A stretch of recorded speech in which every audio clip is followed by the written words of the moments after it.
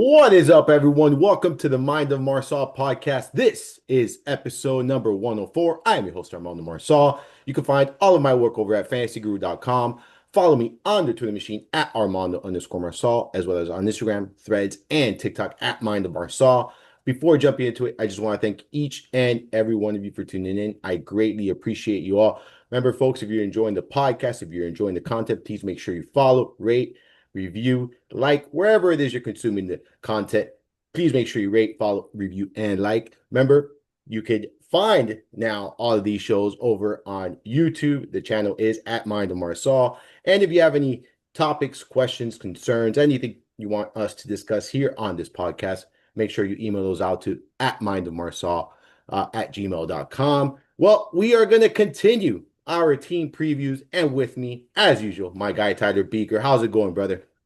Doing good over here, Armando. Excited for the launch of our draft guide, which will be just around the corner. Comes out June 2nd. Can't wait for that. Best thing about our content over at Fantasy Guru is it's a continuously leaving a living, breathing, updating document where we're continuously adding more and more content to it this offseason, except for the initial launch and all the other stuff that comes with it. How are you doing this fine day? I'm doing good, man. You and I were talking a little bit about that here before we jumped on live, and it's going to be a lot of content. There's going to be so much information, and like you said, it's kind of gradually, right? So it's not a guide that comes out and it's everything all at once, right? It's kind of we got the rankings coming out, we got bold prediction, we have Jeff's welcome message. Like there's a lot coming on day one, outlooks and things like that. But then we have the dynasty guide, then your best ball guide, then we got coaching breakdowns. We have offensive line breakdowns. We have so many different things. We have scoring dependency. We have a bunch of charts, a bunch of data that we put together as well. We got podcasts. It's just so much information. And it really goes between when you really think about it, it starts here in June 2nd. That's when we launch it over at fantasyguru.com. But we're posting content all the way through August. Like that is like pretty much, and it's new content each and every week. So that's how much content you're going to get in that guide. Strongly recommend it. You and I, we put a lot of work into it. The guys over at Fantasy Group put a lot of work into it. Everyone has a hand in it. So strongly recommended there, Tyler. We've been doing the team previews, man. We've gotten a lot of great feedback.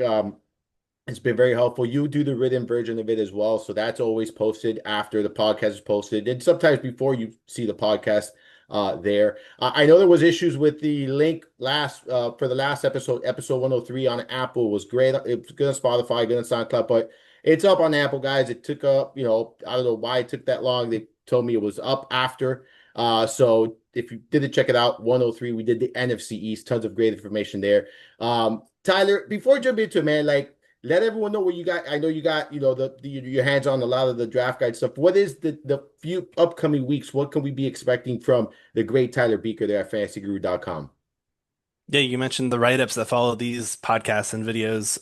That's been something that I've been working on, kind of for people that not. So there's so many different ways for people to absorb fantasy football content these days. We've got the audio, we've got the video, and I like to do the written content for the old school folks who, I don't know, they're grinding stuff at work. They got a few minutes in their lunch break. Let's read an article or two. Um, I've always enjoyed the writing aspect because we get to add a lot of stats and data, and we get to back it up with cool graphics and other ways to amplify our work. Yeah, I've been doing these write-ups that have married and gone along with these podcasts and videos. Other content I've got going on, we talked about outlooks. Those are positional outlooks we're working on for June 2nd.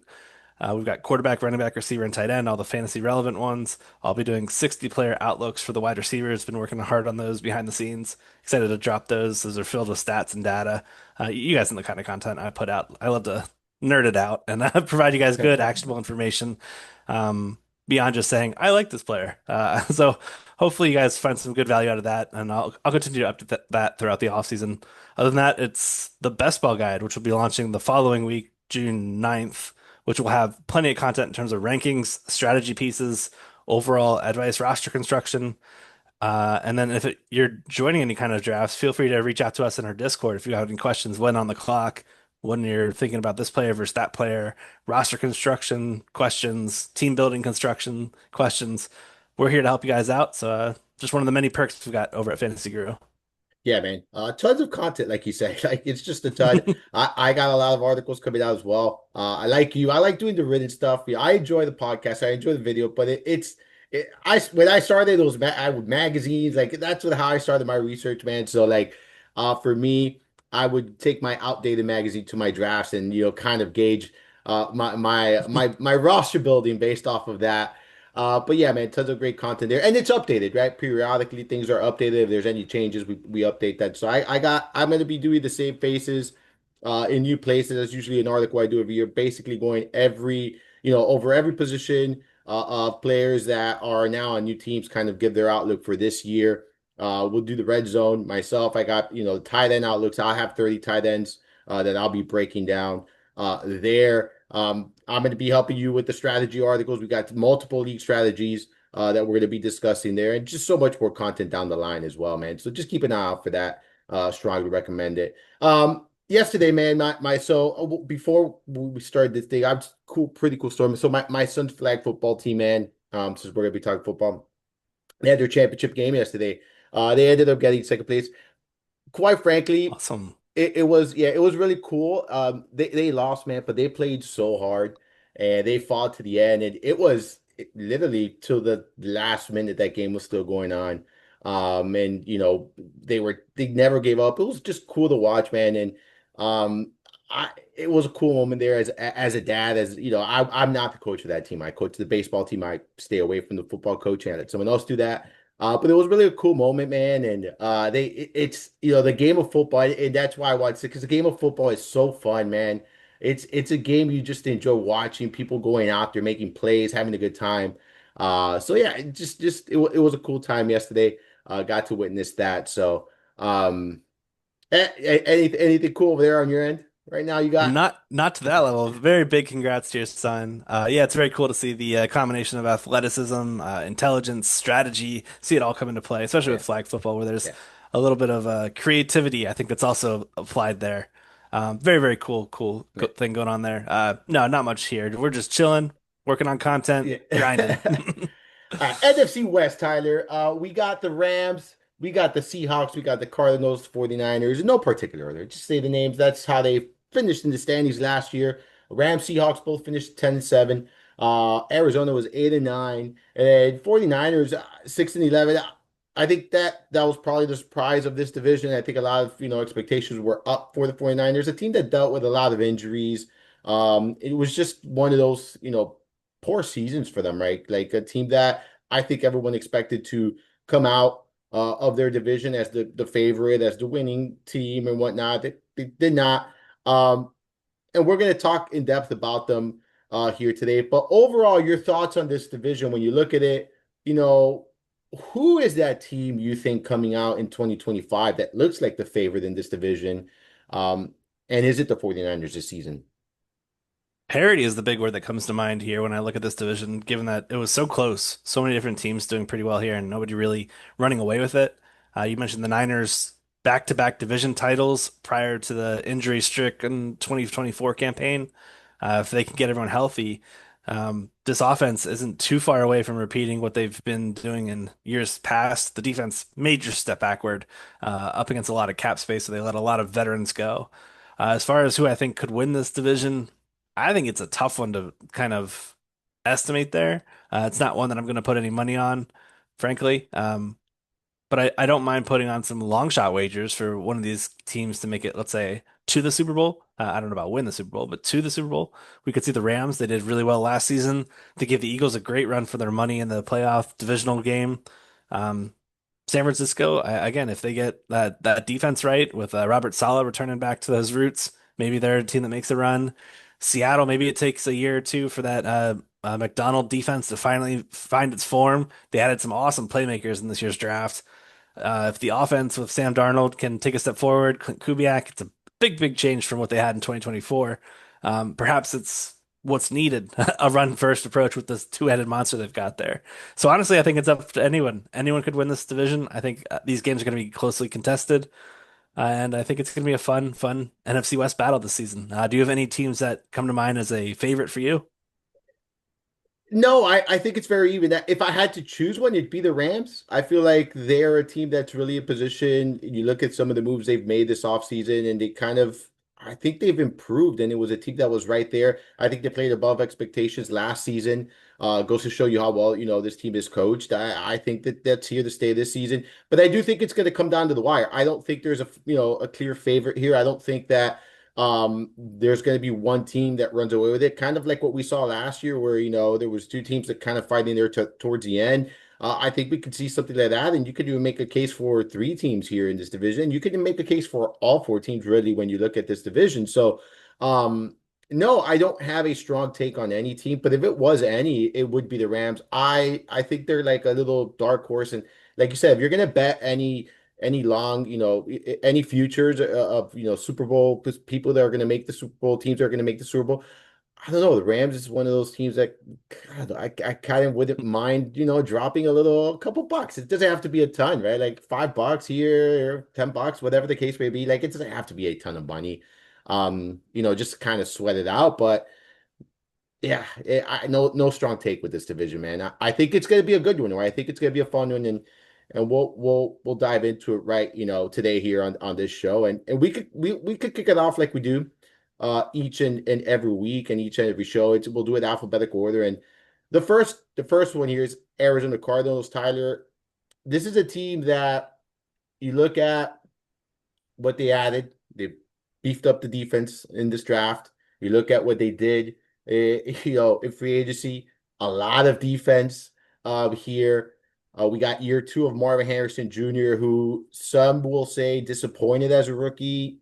I don't think it was a terrible rookie campaign. It could have been better, yes, but I think as far as you look at the numbers, I think it was pretty decent. You got a young tight end and Trey McBride here. Um, Obviously, you got Kyler Murray under center. You said you said something that made me laugh last time about Kyler Murray. You could make that you could point that fact and that stat out here on the show here today as well. But what are your over thoughts? Like, this would be the team when I look at this. This is probably the least my least favorite. Not I don't want to say least favorite. So this is the team I would say is probably the weakest link in this division, and kind of leaning here. And it's not a bad team. But where are you at here with this Cardinals team? Because they beefed up the defense, but offensively they didn't do much.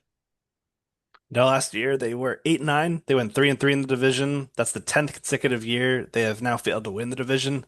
They did make the postseason one single time over the span, and purely as a wild card unit. When I look at this team in terms of rankings and stats, last year they were 12th in points per game, 11th in yards per game, 10th in EPA per play, sixth in overall pass success rate, 10th in rush success rate. These are all great numbers, but they're all on the offensive side of the ball. Retooling the defense remains the biggest hurdle for this team from like a team building perspective. But I'm of the belief that this team isn't super far off from making some noise and causing some disruption here in the NFC West. They had a pretty quiet free agency period, didn't really add any major players on note on the offensive side of the ball. And then in this year's free agency period on defense, we saw GM Austin Fort really spent some money addressing guys in the front seven. So I was really impressed with what he did there, adding some of the key pieces there.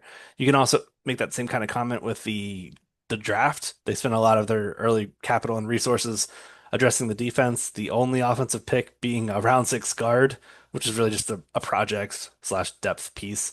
Um, yeah, when I look at this team as a whole, though, I think they're not far off. It's really just comes down to, can this defense take a step forward? Can Kyler Murray keep them in competitive games?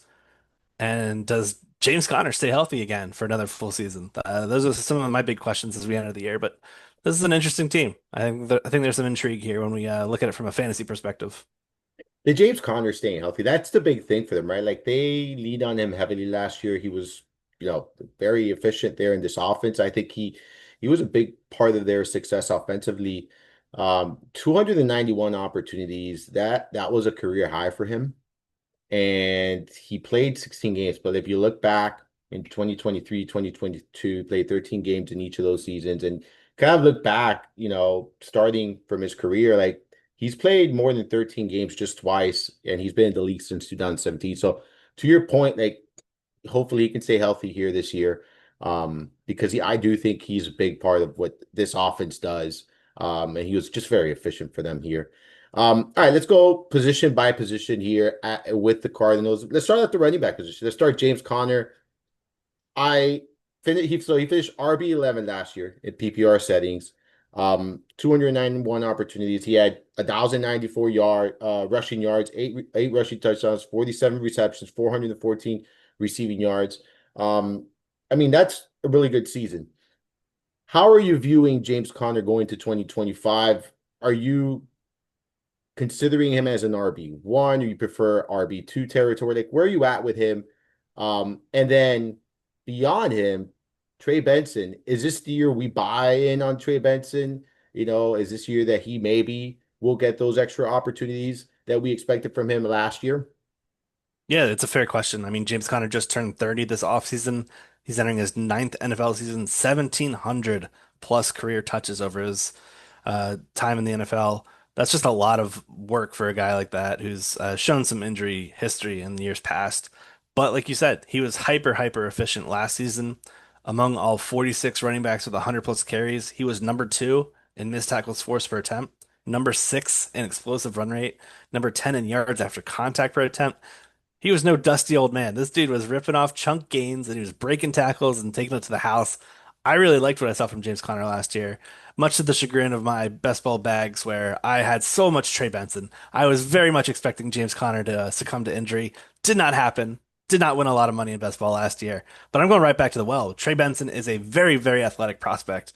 9.76 RAS, a relative athletic score. That's out of 10. He's just a very fast, good sized prospect with a lot of juice. Um, we just saw zero games with him over a 40% snap share because Connor just bogarted them all. In the four games that he did see nine plus touches, he averaged 4.2 yards per carry, scored a touchdown. Given Connor's success in the scheme, with Kyler Murray also being a catalyst for quality rushing in terms of opposing defenses having to adjust for him. Benson to me is a high-end handcuff, and he's a player that I'm targeting as a standalone play on teams where I don't draft James Conner, just because there's still that upside of him taking over at any point in the year. So I think both these guys are worth selecting at their current ADP. Neither one's super expensive, despite what we've seen from Connor. People are still afraid of his age, so you're getting him at a relative discount. I'm saying relative in quotes because he's up there in age. Um, but I think it's worth buying, especially if you're in a dynasty league where you're a contender. What would you pay for a Connor selection? Let's say you didn't have your rookie draft yet. I think you could move from like, I don't know, say you're a contender. So you're the back end of round one, back end of round two, back end of round three. Maybe you try to go from like back end two and try to get James Conner, and maybe you throw in a little bit, but you really don't need to throw in much because I feel like many people are kind of at the tail end of Conner, and if anyone's selling him, they're likely not a contender. So you can probably get away with the argument of someone investing in a round two as a reload, so to speak. What do you think about that in terms of trying to buy James Conner in Dynasty and what we just discussed here?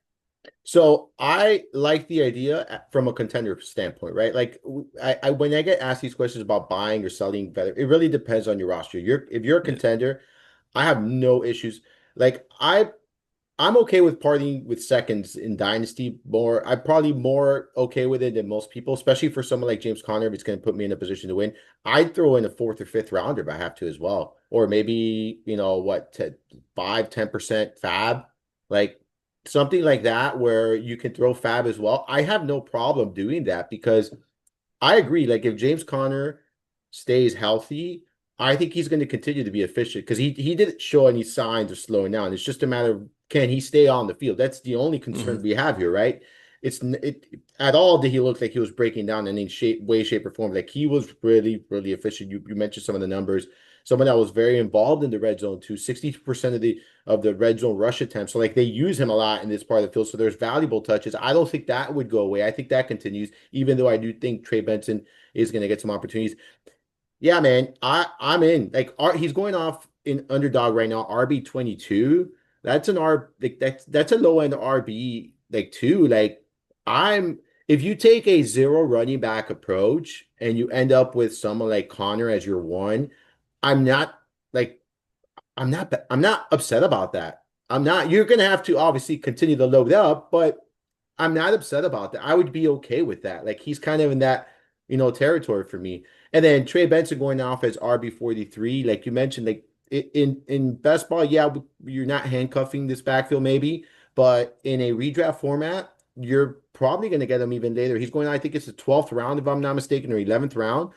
Probably going to get him in that range in a redraft as well. Like you're talking about a potential league winner down the stretch if Connor were to miss time. Because in my opinion, like this is a one for one trade off, right? Like if Connor goes down, Benson's going to step into that every down role. I don't think it's going to be a committee of any sort, and maybe you see it differently, but I don't think it's going to be a committee. I think it's going to be all in on Benson.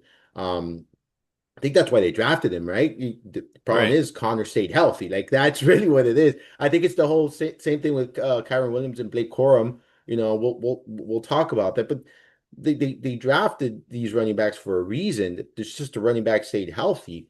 So yeah, I'm in on Connor this year in redraft and best ball, and I'm also in on Trey Benson. I feel like if you miss on Connor, you should prioritize Benson later in your drafts. And I love Benson in a zero RB approach too, Mm. because I do think down the stretch he is going to carve out some type of role here, especially if Connor misses any time.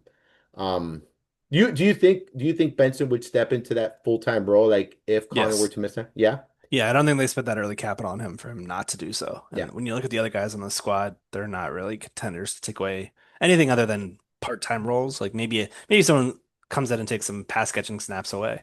yeah. But yeah, I think it's Benson's role to have. Yeah, I agree. And I think like this is one of those situations, and you mentioned it, right? Like there are clear-cut handcuff situations. This is one of them. Like Hmm. this is the handcuff you want to get. Not every handcuff you should go out there and get. This is one that you should definitely get, especially if you're investing in Connor here. Um, no interest in Demarcado, DJ Dallas, Michael Carter, right? Like those, right? Yeah. Yeah, No, not from a redraft fantasy perspective. yeah, I agree 100%. I just wanted to make sure. All right, look, let's talk about some of these pass catchers here. So Marvin Harrison, he had a 22% target share last year. All right, he had what 116 targets. I get that he wasn't great and he wasn't like it wasn't a monster season, but I think it was an okay season for a rookie, right? Um, I think there was clearly some issues, especially early on in the season, as far as the chemistry between he and Kyler Murray, the timing, like there was issues there, and it takes time to kind of not everyone is going to step out and do what Malik Nabers did. Not everyone's going to step out and do what Brian Thomas Jr. did. And yeah, expectations were high for Marvin Harrison Jr., but sometimes it just takes a little bit longer to get going. I still like the long-term outlook here. I'm not concerned about even year two. Like I think he's going to take a step forward here. He's beefed up. We expect Marvin Harrison Jr. to be the number one wide receiver here. Talk to me about him, and then talk to me about the rest of the receiving group, and then we'll talk to McBride after. Last year, people were just too excited. They were putting the cart before the horse there, drafting him, what, as a top 15 pick. I kept seeing him go at the 1-2 Yeah. turn. Couldn't justify that at all. It made no sense to me. Um, when I look back at how he was used in year one, it's very static in terms of the way he was used, consistently on the outside, consistently operating in the X role, very rarely schemed easy layup passes like a quick screen, a quick hitter. Just didn't see those at all. That was not in his arsenal. Um, he and Kyler struggled on those vertical breaking routes. They just didn't consistently do well. There were some times where he did good on like in breaking ones, like digs, and he did good on curls and comebacks. Shout out to Matt Harmon and reception perception on those tracking that stuff. But it just seemed like he was so volatile. He had too many floor games for a player that was drafted as a top 15 selection. And we also add in the fact that he also had some struggles against man coverage last year. He let me pull up this stat. He was only 63.8% of his targets against man coverage were deemed catchable. That was 93rd out of 120 qualifying. That's just not a Marvin Harrison Jr. stat. That's also a Kyler Murray stat where he's not seeing the ball well deep down the field. And it's really why I'll just say it, I'm super bullish on Trey McBride. It's because he's working those short, shallow crossing patterns where he's doing the east-west stuff, and they're just letting Marvin Harrison Jr. and well, Zay Jones particularly doing a lot of clear out stuff. Um, they'll take those shots with Marv, sure. He did great in air yards and all those stats, but most of them were more of the prairie yard variety where they just had minimal chance of coming through. So I'm really just more interested in the 6'4" McBride, who's working that 6.4 yard ADOT average depth of target. Led the Cardinals in target share last year, 26.5%, 8.6 targets per game. That was number one among all tight ends as well in terms of target share. They're just QB friendly routes and they're fantasy friendly routes. So I have no problem with taking him over Marv with both these guys going around the same ADP mark. Both these guys are kind of going to that 2-3 turn in early underdog drafts. And McBride, super productive season last year. 111 catches, 1,100 receiving yards, 2 touchdowns. That is definitely going to bounce back in the positive direction. So count me as a buyer on McBride. I'll probably be selecting him over Marvin Harrison when push comes to shove. I think you have to choose one of these two unless you want to go all in and double tap them at the 2-3 turn. Maybe you do that every now and then if you're a volume best ball drafter in tournaments, hoping to get the Arizona stack. But I'm not sold that we're drafting Marvin Harrison Jr. at the right spot yet. And I think it's really because of the way Kyler Murray plays ball. It's really tough for a guy of his size and stature to see deep down the field that well with all those big-bodied offensive linemen in his way. But when you see the short, shallow crossing patterns of a guy like McBride, those are the ones that he's looking at, and it's clear he's benefiting from those. So that's kind of my stance on those two guys. I think anyone else here, Michael Wilson, Greg Dortch, Zay Jones, we've done the song and dance. We've all tried to pigeonhole one of these third wideouts as a potential option in fantasy. Like maybe they're our final selection in a draft. But the truth is, this team's just far too run heavy. They're 23rd in pass rate in pass attempts per game last year. Save yourself that click. Maybe take Michael Wilson in best ball only, but I'm just not super bullish on this unit as a whole. I think the way to attack this team is via the ground game. So I'll be sparingly selecting Marvin Harrison Jr., but bullishly attacking McBride. Um, did I steal your thunder on Marvin Harrison Jr.? No, no, I, No? I Okay, think cool. I think you're 100 like so I think you're right? Like I think his price is still so it's better than what it was last year, right? Yeah. But it's still not because he's going wide receiver 14. So you're talking high end wide receiver two, low end wide receiver one territory is kind of where he's being drafted. Um, I don't know if I can do that. Like I look at I can name you three guys that right off the bat that are going after him that I feel better about. The next three receivers that are going like okay, not the next week. So I'm looking at it now. You got Marvin Harrison Jr. wide receiver 14. Then you got Tyreek Hill wide receiver 15. We've talked about him. I'm I'm out. I'm hesitant. Like I'm uncertain when it comes to Hill this season. I don't know if I want to make that investment. But Terry McLaurin, I prefer Terry McLaurin myself over Martin Harrison Jr. Rashi Rice, I kind of feel a little bit more comfortable about Rice than I do more Harrison. And you can make a strong case for Harrison over Rice. That anyone can, right? But I think I feel a little bit better with Rice Jr. myself. Here. Jackson Smith and Jigba, I'll take JSN over Martin Harrison Jr. myself, like if I'm in the draft. So, and I know it's only three guys that we're talking about here, and it's still in the same round. But the point, I just feel like if he was going in that 4 or 5 turn, I think I'd be more inclined to click draft more often than I would where he's currently going. So I agree with you. I do think though he will have a better season than what he had last year. I think he's going to take steps forward here than he did last year. But remember, last year he finished wide receiver 30. So if he finishes wide receiver 18, 19, 20, he took a step forward this season, right? Like he doesn't have to have a top 10, top 12 season for him to actually make progress in his career. So I'm with you, man. Um, I like him. I still think he's going to tad early. If he was going a round or two later, I'd be more inclined to click his name. I'm out on Zay Jones. I like him, but I'm out on him for the reasons you said. Michael Wilson, another receiver I like. I will have some shares of him in best ball, but I think for this could be said about both Zay Jones and Michael Wilson here. They're better suited for best ball because you're really never gonna guess that week that they peak. Like it's gonna be very difficult because the the target share here is going to be very concentrated between Trey McBride, 29% target share last year, Martin Harrison Jr., 22% target share last year, 51 over 50% of the target share, two players. And you also have a run heavy team. You have, several other pass catchers. Out of the backfield, you had James Conner with an 11% target share here. So, like you're talking about 60% of the target share on three players. Not enough, just not enough volume here to go around. So I'm out. Trey McBride, I agree. So I don't love the idea of investing in tight ends super early. But if you're taking chances, these are the kind of players like you know the football's going in their direction. You know it's going to be over a 25% target share. They're going to be very involved. I think he's going to be very involved in the red zone here. You look at, we've talked about Bowers, same thing. So like these are the kind of tight ends you want to do it. I won't have as much exposure to him as someone like you because I know you're more inclined to taking tight ends early.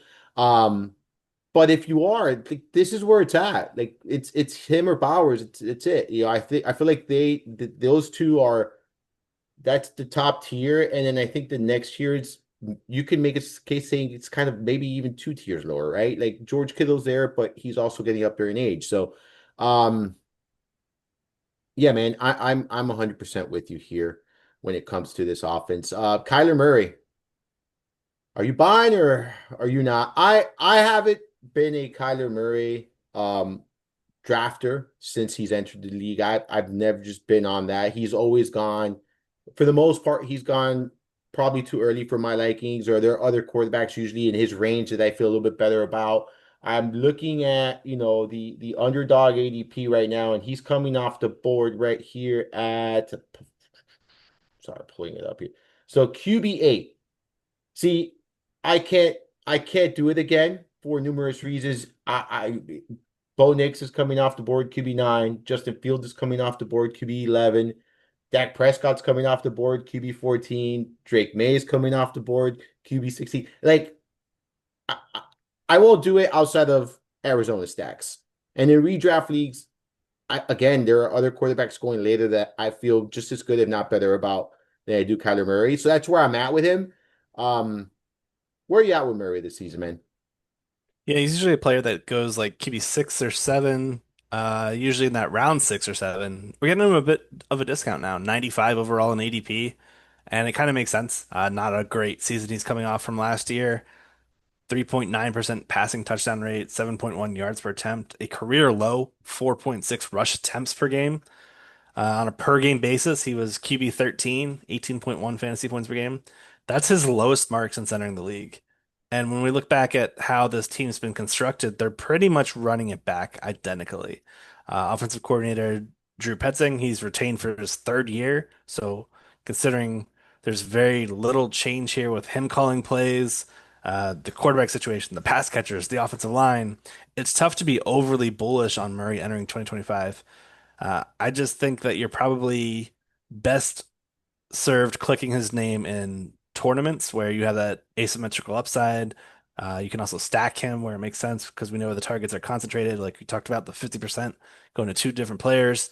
But outside of that, I'm probably just going to avoid his name. I think there's a lot of quarterbacks we can look at this year that are offering higher ceilings and or uh, yeah, higher ceilings that are going later than QB8 where Murray is going off the board. So not a priority click for me this year. How about you? No, no, not at all, man. And for the reasons you said, there's just other players in that range, right? That we like a Yeah. little bit better. And it has nothing to do because you mentioned it. He's been a top 15 QB in points per game since entering the league, right? That's what he is. You're going to get that from him. But I just feel like there are other options you can get later, and they give you just as much upside, if not more. And I think you can even make a strong case that they give you a very similar floor, right? So I mean, Knicks, May, Fields all have rushing upside as well, right? Like, so I'm okay with taking that kind of risk on a younger um quarterback that's going later here. Uh Anything else with the Cardinals, man? No, no, I think we hit it pretty well. All right, let's talk about the Rams. And I said this before, like this is a team that they've made some pretty significant moves this offseason. So they restructured the Stafford contract. They added Devontae Adams. Yes, they got rid of Cooper Kupp. They lost Jonah Jackson, Bobby Brown. They added some talent on offense in the draft. They added some obviously some offensive line help in free agency as well. They have added some defense. They've done a pretty good job, in my opinion, at adding some pieces here. I think this is a really solid roster. I think losing Cup and adding Adams, that's a win for them, in my opinion. I think at this stage of their careers, when you look at Cup, there's something there that's not out yet, but there is something there. And I think you said this on the roster coach live stream this Tuesday, where or I don't know if it was this week or the one before, but where if they were willing to part ways with Cooper Cup, who they've invested their entire, the medical staff has been on, there's something there that we don't know about, right? Maybe they some have injury or something, or he's just not right, or he's not that same guy. And I also think that this now puts Nakua in his natural position. Davante Adams is going to line up on the outside. Makes so much sense here, Tyler. Um, Talk to me about the Rams overall, what you think they did this offseason. Do you think they've improved from where they were last year? Do you kind of see them in the same place or worse? What are your thoughts? Yeah, I'm impressed with what they did this offseason. I liked the re-signings of some of their guys. Tutu Atwell, I thought was a good complimentary piece from time to time. Left tackle Alaric Jackson, a top 20 graded tackle by PFF's metrics. They brought back Coleman Shelton, who left for a year. They brought him back after a 1 year departure. I thought that was a pretty sharp move by them. Defensively, this is a team that still needs some help at like cornerback position. I think that's the real big weakness when I look at the squad. I like the addition of linebacker Chris Paul Jr. Think he could be a sneaky candidate for a defensive rookie of the year at like 100 to 1 odds, given what we've seen from linebackers from the Rams in years past. Um, I'm the addition of Adams too. I mean, I feel like that was such a spot on selection. Nakua can be the volume heavy guy, drawing like the 28% target share, but I think Adams can still thrive with like a 20 to 23%, being that main red zone end zone kind of target for Stafford, who kind of needs that. Stafford's just really been a guy that has gotten by with high passing touchdown rates. But last year he just didn't have that 3.9% passing touchdown rate.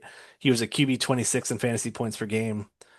Um, I think these additions we can throw in the Jarquez Hunter addition at running back, add some depth behind Kyron Williams. We can throw in the Terrence Ferguson selection in round two, gives them the Gerald Everett 2.0 to play with Tyler Higbee. Maybe we get some more of those pre-snap tight end motion plays where they go east-west before the snap. Get some free gimme plays to Ferguson, who's a heck of an athlete. Let me see how athletic he was. He was a 9.32 RAS. So I think he's a guy that's a very, very interesting selection for dynasty leagues, specifically in rookie drafts. Collectively, I'm in. I'm in. I think this team has the pretty decent odds to finish there, plus 175 to finish as the NFC West winner. That's 10 cents cheaper than the Niners. The Niners are the favorite at plus 165 over on FanDuel. But I don't mind the plus 175 on the Rams, given everything we've seen from them, given the good coaching staff we've seen from them, just everything. I think this is a cohesive unit that could contend for double-digit wins once again in 2025. Yeah, I think look, I think they saw what they did last year. I think they said, okay, we have a legitimate chance to win our division and to make a run in the postseason. And I think they did the moves, they made the moves to try to make it happen. Like, and that's what I'm seeing here. Does it come into fruition? It remains to be seen, but I do think that they're going to try their best to do it. And I like what they've done here, man. I think that they've really, improved and beefed up here, offensive line. I think that was huge. You mentioned it.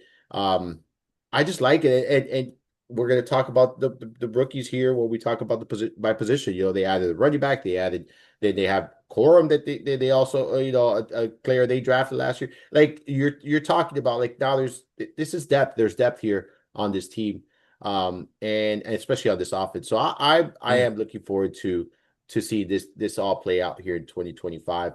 Um, let's talk to quarterback position. Matthew Stafford, man, someone who, in my opinion, this is not only fantasy. In my opinion, probably one of the more underrated quarterbacks that we've seen. Always has produced high numbers. Doesn't always win. Doesn't always win in the postseason. Doesn't always get you to the postseason. But typically, when healthy, has produced pretty good numbers here. Obviously, on the tail end of his career at his age right now. There's been thoughts in the past of him retiring. There's been discussions. There's been reports, all that kind of stuff. We know his wife wanted him to retire at one point, and she said no. Then, yeah, we don't know. But what we know is he's playing this year, and I think he has a very good supporting cast here, man. I can't do it as a QB1, um, but in a super flex, a two quarterback league, man, I'm in. Like I'm in. And in best ball, I will definitely have some Ram stacks. I ain't gonna deny it here. Um, Talk to me about Matthew Stafford. Yeah, last year not great for him fantasy wise. 13.9 fantasy points per game, QB 26. I think I mentioned that just a minute ago. He only had 3 weeks of 20 plus fantasy points. So it was really the Kyron Williams show in terms of touchdowns. This dude's got 31 total scores over the last 2 years, really just siphoning away those red zone drives in terms of when they're deep down in the red zone. They're mostly finishing the drives with Kyron Williams. So it's really kind of nicked Stafford's fantasy value. He's QB 24 right now in ADP. I'm with you where I think he has a good shot at eclipsing that ADP and returning, let's say mid-range QB2. Let's say QB 18 to 20, somewhere in that. But even that's not a bad setting in a super flex format or as your quarterback two in a best ball league. I'm definitely confident that Devontae Adams' arrival will help in the touchdown department. I think he's a huge get for them. So I kind of view Stafford as like an inconsistent quarterback too. And if I'm in a super flex league where it's just a redraft super flex league, he's the type of quarterback where I would also be quickly grabbing a QB3 to try to play the two based off matchups. Because you're not going to want to play Stafford every single week. There are going to be weeks where he throws in a 12 pointer, and you're just going to be like, oh boy, I got to pick up the pace elsewhere. So he's the kind of guy I would probably take a dice roll with I don't know, maybe an Anthony Richardson, a guy that neither of us are really bullish on or whatever, but maybe we can get some high floor games from Richardson to start the year and then know when to play Stafford. That's just an example. Probably a poor one because it's Anthony Richardson. I'll give you that. Uh, that's kind of where I am with the quarterback. I think he's a decent click. Decent's the word I want to use. Look, I think maybe a better example would be Cam Ward, right? Like a rookie Yeah, there you go. Thank quarterback. you. Thank you. Thank you. I think that's what you were aiming for. You were looking for. I know you were There you searching. You go. were We'll edit. searching. Yeah, we'll have the editors fix this one. Yeah. But yeah, I know exactly what you mean, and I agree. Like it is why I think best ball where it's where I probably have more exposure to him, Mhm. than a every two quarterback league I do. But I think you hit it like that's a bullseye, right? Like that 18 to 20 range, 17 to 20 range, like that range. If he finishes there, I think it's just you're going to get a good ROI. Like that's just Mhm. bottom line based on where he's going. So, I agree with you. I like that there right there. Let's look at the backfield. So, last year we had Kyron Williams. He appeared in 87% of the snaps. He accounted for 38% of the team's opportunities, 74% of the rush attempts, 8% of the target share. He led the backfield in each of these categories. Blake Corum, he it, like it was one of those things where he didn't get a ton of opportunities. 13% of the snap share. I think a lot of people were expecting more out of him, etc. But again, we go back to Kyron Williams stayed healthy, right? That was a concern about him going into last year. Durability, can he stay healthy, etc., etc. 16 games, 87% snap share. That's a significant amount. Okay. 4.7 opportunities per game for Blake Corum. Ronnie Rivers was the one that played 26% of the snaps when he played. He averaged 5.6 opportunities. They added Hunter in the draft this year. Okay, I think you're a Hunter guy yourself. You actually put me on him now based on everything you said on Tuesday. So I'm not gonna steal your thunder. I'm gonna let you talk about him so you can get everyone on the Hunter trade. Remember, this is the man that got everyone on the Puka Nakua train here. So listen carefully when he starts talking about Hunter here. But um, how are you treating this backfield in 2025? Like, is Kyron Williams someone you're confidently investing in, or are you not this season? So, like you, I'm pretty sure we both thought that Kyron Williams' injury history was going to play a role in 2024. Played this full 16 games, had the exorbitant RB snap share that you just listed there. Great stat. I'm kind of in on Kyron after seeing him play a full year. I didn't think it was possible. I think that was the biggest hurdle that I had in my brain. Um, Keep in mind he's entering a contract year. He and his agent have reportedly been very close with the Rams in terms of finding something that's team friendly that works for both sides. So I think that there's a chance that Kyron's part of their long-term solutions. We've also heard two kind of, well, let me rephrase this. We've heard an interesting quote from General Manager Les Snead where he's saying the Rams may go with more of a committee approach in 2025. That's never been the case under a Sean McVay team. Like, look at the Todd Gurley squads. Um, just for years, it's been a singular back that's been the guy. And for years, it's led to huge fantasy totals from those players. Kyron Williams being no exception here. Back-to-back top 10 fantasy campaigns here on a per game basis. Now you're getting him pretty cheap in terms of where he's going off the board, kind of that round three, end of round three right now. This player was number 7 in rush success rate last year. He's the focal point of the offense. Like I said, a lot of touchdowns over the last 2 years, 2,800 plus yards from scrimmage, 31 total touchdowns. I think another top 12 fantasy campaign is likely on the cards, but I do think this is a spot where we can handcuff as well. Blake Corum to me was really just the next body, but Jarquez Hunter, just a guy that shines in so many advanced metrics and stats. Also a really cool profile as a former power lifter who's not afraid to power lift in his cowboy boots. Just a fun story. I'm a big Hunter fan. I think he has some high upside here, especially in the event if Kyron were to sustain an injury, because just because he survived all of last year doesn't mean he's willing to do it again the next year. There were multiple stints on IR in 2023. Yeah, exactly. And look, I know they spent a third round on Corm last year, but they spent a fourth round like on Hunter this year. Like I know fourth round doesn't sound like a lot, but for the running back position, it's not a terrible round. Like that's um It's so I notable. yeah, I would definitely be keeping a close eye on that behind Williams. I think that's where the magic's going to happen. I would keep a very close eye on it because I know Williams played a ton last year, but they really didn't get Corum anything. Like it was, I mean, I have here, and you can correct me if I'm wrong. I have here that he appeared in 14 games, right? Like he was active in 14 games, appeared in 14 games, 13% snap share. That's not good. Like that's not good. Um, It's a one-man show. yeah, and listen, that's bullshit that they're gonna run a committee like that. Right. That is fluff, ladies and gentlemen. We discover fluff on this show. We discover some of these B reports that's fluff. All right, that's not gonna happen. Um, yeah, I would keep a close eye here. I agree with you. I think you're getting Williams at a somewhat discounted price in that back end of the third round. And I'm okay with that. I top 10 back in my rankings. You can make a strong case for him being a top 6, 7 back. Like if you're selecting, I have nothing against it.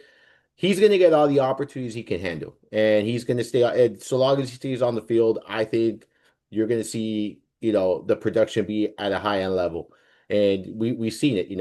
We've seen it from him. We've seen him have multiple touchdown games. We've seen him some ceiling games. Like this is someone that's going to produce on a consistent basis so long as he's healthy.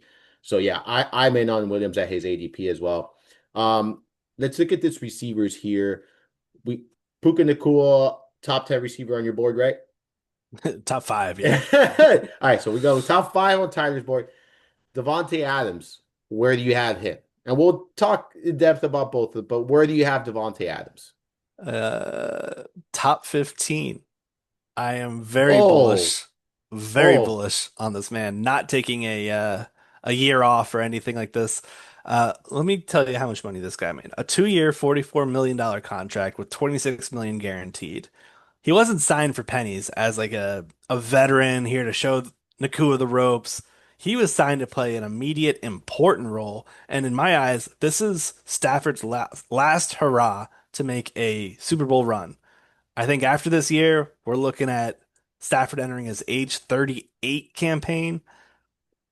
There might be time to look somewhere else and start investing. There's a reason why this front office now acquired that first round pick from Atlanta in this year's past NFL draft, giving them extra ammo. Let's say the Atlanta Falcons have an implosion. Maybe they're a 6-win team. Maybe we're looking at a top 10, top 12 pick.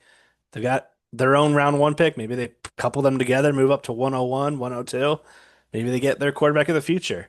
So I think this is a chance for them to go all in. And as a reason of that, I think they signed Devontae Adams with that goal in mind. They saw that it wasn't working with Cooper Kupp last year, despite Kupp having an ample opportunity. Remember, Puka Nakua spent the first half of the season on IR, so there's plenty of chances for Kupp to show that he's still the guy, still has some juice. Heck, he even had a 21 target outing and still couldn't do much. So to me, I think bringing Adams in was super impactful. Adams has been a tremendous target earner, a tremendous touchdown converter too, a guy that's able to do really well in the red zone, really well in the end zone. So, like I said, I think we were looking at another situation where the combination here between Nakua and Adams, it looks like a duo that could be guys that contend for uh, over 50% of the target share. And if both hit the ground running, both, and let's say Adams gets a lot of touchdowns to counteract maybe the lower target share in terms of the 1A, 1B situation, I think there's a chance both these guys finish as top 20 options in what looks like it could be a super concentrated offense. These two guys, Corum, like that's it. Yeah, I mean, look, okay, so I'm looking at the numbers now. Puka Nakua played 11 games. Cooper Cup played 12 last year. Nakua had a 30% target share. Cup had a 26% target share. Cup averaged 8.5 targets per game. Okay, or 8.3, I'm sorry, 8.3 targets per game last year. Why wouldn't that happen again in 2025 here? Take out Cup, put in Adams. Like, why? Like Mm. 8 targets a game for Adams? Yeah. Sign me up. Like, maybe I don't have him at wide receiver 15, but he's inside my top 24. Same shit. Like it's really the same thing. Like right? Like he's a wide receiver too, in my opinion. And you said this multiple times, and I cannot agree more with you, right? It's his role in the red zone, in my opinion, is going to be significant. Like I'm talking about, I expect him to have an over 40% target share in the red zone, like over 35% target share in the red zone. Like I expect that kind of role for Adams because of the kind of receiver he is and because of how efficient and how great of a like at the end of the day, he might not be the at the elite or the peak of his career anymore, but he's still an elite route runner. Like he is still one of the best route runners in football, and that's where he's going to make his bread and butter here, I think. So I agree, man. Like Nakua, wide receiver one, Adams, wide receiver two, and Yeah. this is why I am totally fine with investing in Stafford, like for this exact reason, right? Because you have these two guys that you're throwing the football to, two very good receivers. The production is going to be there, and I think what we're going to see in Stafford this year is that touchdown, ratio go up. That touchdown percentage is going to go up, and so yeah, man, I like this duel quite a bit. Cup, he was, believe it or not, he was wide receiver 22. He played 12 games, but he was wide receiver 22 in PPR, points per game. Like, so when healthy at the beginning of the season, he shit the bed at the end of the year. But Yeah. when the first 2 games, then he got injured, then he came back, he was on, he played well, and then it kind of just derailed. So there's something to that, and I think that's why they parted ways there. But I'm with you, And man. Go ahead. I'll say if anyone thinks that the possibility of Adams doing so well eats into what Nakua is capable of doing, No, let me just mention the 9 full games he played where he was over 50% of the snaps because there were 2 games where he played partially. In those 9 full games, he averaged 10.7 targets per game. That was a 35% target share.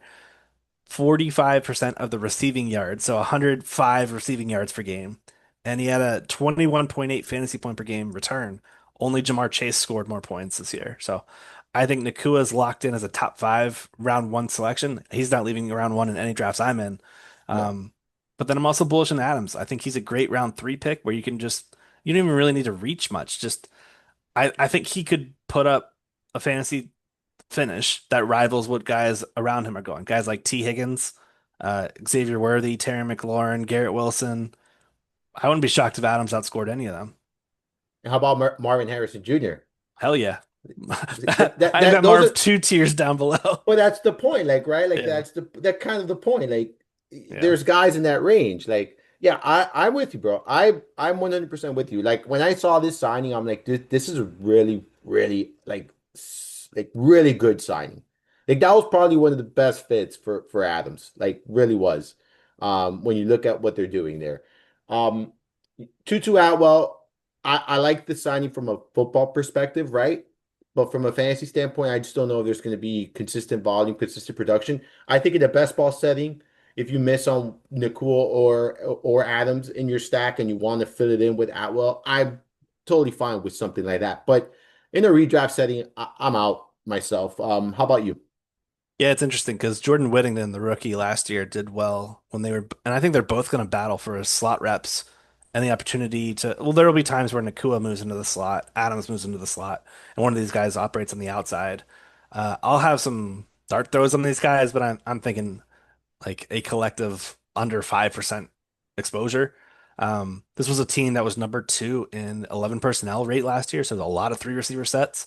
The problem is when you spend a round two draft pick on a tight end like Terrence Ferguson, my thought is maybe that 81% rate of 11 personnel takes a hit and drops down to maybe 73, 75. We start seeing more Ferguson and Higbee on the field together, and there's just going to be a natural passing of the baton from from Higbee, pardon me, to Ferguson. Ferguson, like I just said, just super athletic dude. He finished his collegiate career third in YAC per reception and 11th in yards per route run among all FBS tight ends with 25 plus routes last year. So I think this is a guy that can be that pre-snap motion option that hits the ground running. He looks like a wide receiver playing tight end. I'm super bullish on this guy's year one, season one outlook and his dynasty outlook. I wanted to mention him while we were talking about the wide receivers. Safe to say you're taking Ferguson over Higby, right? I'm probably not taking either because I think there's a chance that they cannibalize each other, Okay. and that's probably a better waiver wire selection come week 10, week 11. Maybe Higby gets injured again. Again, he came off that brutal MCL ACL tear Yeah. like a full postseason ago and didn't come back until I think week 16 or 17. And when he came back, he averaged, I think it was a 3.1 yard or a 3.2 yard A dot. You don't see top 24 tight ends with a 3 yard A dot. No. That's just not a thing. No. So I think I probably won't be selecting Higby very often this year. Yeah. No, I'm on Higby, but if I were to get anyone, it'd probably be Ferguson here. But again, I it's see it. probably Yeah. not a situation I probably would be overly invested. I view Ferguson as a low end tight end, two high end tight end three right now. Like Tight because end I do, three for me. yeah, yeah. Yeah. You know, Because again, we're envisioning it being super concentrated between correct. Adams and um, Puka. And I want to add something to you. You mentioned the three that how often with the 11 personnel and how often they lined up with three receivers. So the market for perspective as to how concentrated the target shares are on this team. Demarcus Robinson played in 82% of the offensive snaps last year, right? He played 17 games. He had a 12% target share. He averaged 3.8 targets per game. That's it. Like just I wanted to toss that in there because I think it'll give you some perception, like some perspective as to how this offense operates here. So anything else with the Rams that you wanted to discuss? I think we hit it pretty well. All right. On to the next one, San Francisco 49ers. Here they've lost some key pieces. We know Deebo Samuel. They lost Aaron Banks. They lost a lot of pieces to the defensive side. Like I'm talking about, I would sit here and probably like 10 guys that we can list here. They took a big hit defensively. Now they did use this draft to replace some of that, those holes, plug in some of those holes. I believe their first five picks was on the defensive side of the ball. Um, I don't know, man. I'm a little bit concerned about the 49ers. I believe in Kyle Shanahan. I believe in what he does, but Brandon Ayuk, he's returning off of a significant injury this season. They don't have Deebo Samuel. Christian McCaffrey has done. I know he looks healthy right now, and everything looks good right now without pads on. There's a man that the last couple of seasons has struggled to stay on. Some of that you pointed out, like there's not a real like yes, he's dealt with injuries, but it's not the same injury. Like he's not injury prone, right? But still, the lack of being able to stay on the field the last couple of seasons is concerning me, especially at this age. I'm kind of correlating the age with the injuries piling up. So I do have concerns about him. Talk to me about the San Francisco 49ers, man, because I want to like them a lot because I believe in this coaching staff. I believe in this system. But it's a personnel thing for me this year. Like, do they have enough to really be competing at that high level that we're used to seeing them compete? Yeah, you started it off well talking about Aaron Banks leaving. John Feliciano, a swing guard, also hit the market. This was a team that wasn't ready to give up on offensive line talent, and yet they still did. Banks signing a pretty decent contract with Green Bay. Um, they let Jordan Mason go to Minnesota. They traded away him for comp picks. Deebo Samuel went to Washington. Elijah Mitchell hit the free agents market, went to Kansas City. Yeah, they just lost a lot. They did bring in Demarcus Robinson, who we talked about with the Rams, but that was largely it in terms of adding to this unit. So we're pretty much left with what we've got, which Ayuk, week 7 torn ACL, torn MCL, puts him on track for, let's say everything goes right. I think he returns week 7 this year, a midseason return. Usually these are 1 year turn returns if everything goes right, but that's a big if. We never know when there's setbacks. We never know when um, things change over the course of a year, especially with players as they get older. No Debo, also super impactful here in terms of like a chain moving capacity for this offense. Christian McCaffrey getting up there. But yeah, when we talk about the injuries for McCaffrey, let me just read them. Over the last, let's just say dating back to 2020, he's had an ankle sprain, a shoulder sprain, a thigh, an ankle, a chest, a calf, an Achilles, a knee. So it's kind of all over. It's not really like recurring ankle injuries, recurring knee injuries, which is why I say he's not injury prone specifically, despite people loving to say he is. Just that just feels like a lazy take in my eyes. Um, when I look at how this team is going to operate moving forward, it's probably going to go through McCaffrey, provided he's healthy. The offensive line's still an issue. It's still not elite by any means, but this is a team that's a Kyle Shanahan zone-based offense. We know how this team likes to run. They thrive off the run. They throw off the run. We've seen super effective play from Brock Purdy ever since entering the league. He's number one in EPA per play over this 3 year span. Good for him getting that contract. He's got a career 6.0 passing touchdown rate. Generally, anything above 5 in an individual season is great. So to have a career rating well above that's pretty significant. And he's consistently been a top 12 fantasy option. Um, what I like here is also we got a small sample of how it's going to look after there were so many injuries last year with Debo missing time, Pearsall missing time, Ayuk missing time, Kittle missing time, CMC missing time. The list goes on and on. There's a reason why this team did not hit the 500 mark. And it was Juwan Jennings who really stepped forward. He's the guy that I really want to highlight. If I had a cover image for our article here on the Fantasy Guru site, it would be Juwan Jennings for this specific article because I think he's in line to be very productive. He thrived from moving from that ancillary role to a starter role. If we look at the games where he played more than 60% of the offensive snaps, so there's that week 3 blow up game where he had like 40 PPR points. And then weeks 10 through 17, whenever Ayuk was injured, he filled in that Ayuk role.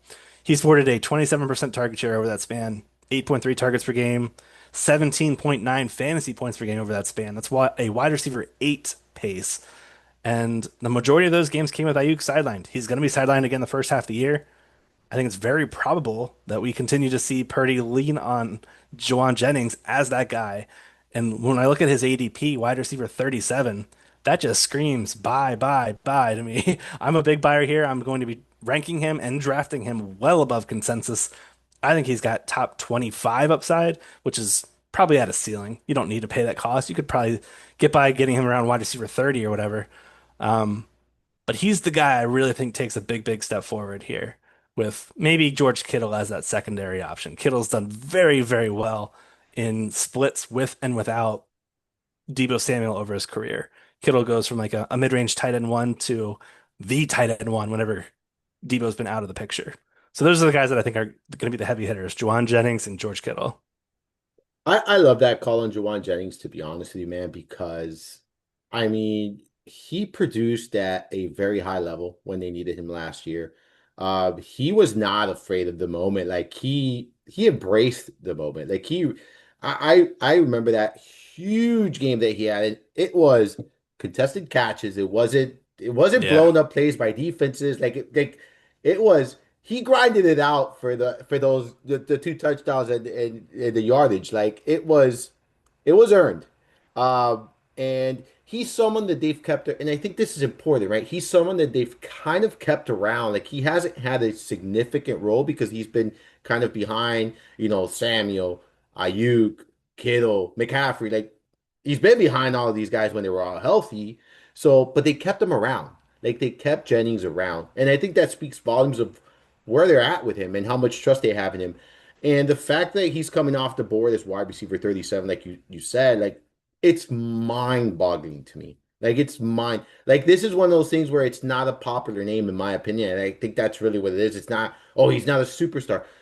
But this is a player that the team has kept around in the same system. He's known the system. He's been around the system. He's been around this quarterback. He's been around this coaching staff. Like those are all things you don't see on the stat sheet, in my opinion, and you don't have like there's not data on that mean a lot, right? And Yeah. I'm in on Jennings. I agree with you. I'm in on Jennings. I think he's too cheap here. I think that there are a couple players on this offense that are too cheap, but um, yeah, man, I hope it all works out here. And then to kind of add to what you said about Brandon Ayuk, I do want to add this, like the timeline, let's say it is that year, sometimes, and we've seen this a lot happen with, with players, they're not the same right away. Like yes, they're healthy enough to play after a year, but it could be another 6 months before they're really at full speed, before they're really at full go, or where they feel comfortable to put themselves at 100% on the field, to give 100%. Like there might be some concerns, there might be, you might be playing tentative. Like you see Mhm. that a lot with these players returning from these kind of injuries. It takes time sometimes to kind of get going. So it might be the entire 2025 season that Brandon Ayuk is not rolling. Like it might be. I'm not saying it is, but it might be. All right, let's talk position by position here, Tyler. We'll go quarterback. Brock Purdy. QB2 in your eyes. He's someone that I've always kind of had in that low end QB1, high end QB2 range. This year, given some of the changes offensively and some of the things we've discussed right now, I'm more on the QB2 side for me. Maybe a quarterback two in a two quarterback super flex league, not necessarily someone I want as my QB1 in a single QB format. Where are you at with him this year?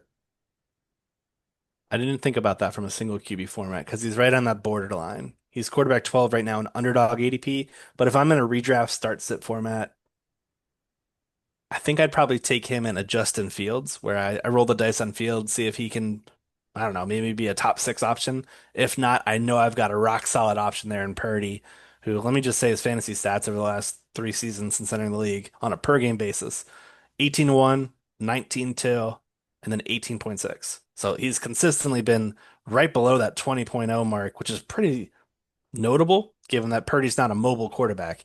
Generally, we associate 20 plus with those mobile QBs. So Purdy's right there, QB 11, QB 8, and QB 11. Um, we added all the weapons here. We haven't even talked Ricky Pearsall, who a 9.78 RAS, relative athletic score, round one selection, super, super athletic. The last 2 games of the season, 8 for 141 and one, 6 for 69 and one. I really like what Purdy has in terms of all the talent and weapon around him, the weapons around him, the fact that they're playing a fourth place schedule after losing the division. It's very, very appealing and very, very fantasy friendly when you dive into the schedule for this passing attack specifically. I'm super bullish on Purdy this year. I don't know if I'd go so far to say as I'd want to target him in a single QB as my only QB. It would be he's right on that borderline where I would take a second one. But in best ball, I'm taking him for sure. He's easy to stack with. We know where to go. I'm also taking him in um, best ball, and I'm also gonna try to acquire him in some dynasty leagues where he just got that big contract. I think it points toward their belief in him, and he's just executed the Shanahan system as well as you can. Like I said, number one EPA per play quarterback since entering the league. Very, very impressed with him. Yeah, he's embraced this system really well. Like he has, and he a lot of people knock on him because he's not the most gifted player, but this is where he's the perfect fit for this system, and it's arguably one of the best systems in football. Like we've seen it successful year in and year out. Even when even when some of the pieces are out, like even when Mhm. there's a ton of injuries, like I agree with you, man. Like I've been a Brock Purdy fan since the beginning. I was more bullish on him in years past, and I've been treating him as a QB1, like pretty much, I did that last year. Obviously didn't work out, but that's okay. I have him in the QB 15 to 18 range, kind of where I feel comfortable with him this year. He's coming off the board, what, QB 12, you said QB 13. So, but in best ball, I'm going to take those chances. Yep. And in two quarterback leagues, if he falls outside of that, I will take some shares of him for sure.